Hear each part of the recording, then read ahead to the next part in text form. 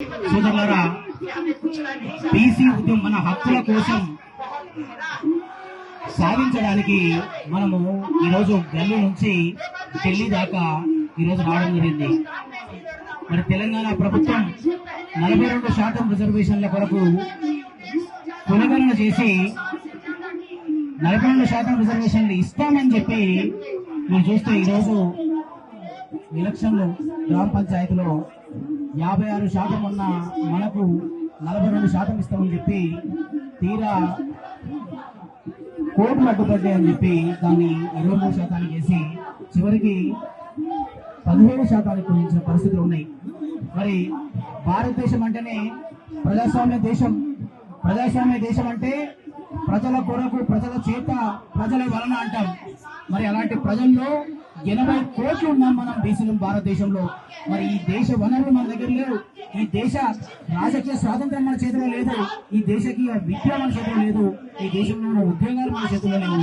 కానీ బీసీలు ఓన్లీ ఉత్పత్తి కులాలు, సంపద సృష్టించే కులాలు.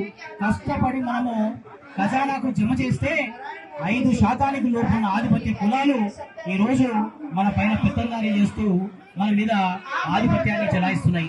మీరు చూస్తే తెలంగాణలో బీసీ ఉద్యమ తొలి అమరవీరుడు ఈశ్వరాచారి గారు మొన్న 42% రిజర్వేషన్లు ఇవ్వలేదు, బీసీలకు అన్యాయం అయిపోయిందని చెప్పేసి బాధతోటి ఆయన పెట్రోల్ పోసుకుని ఆత్మహత్య చేసుకోవాల్సిన పరిస్థితి వచ్చింది.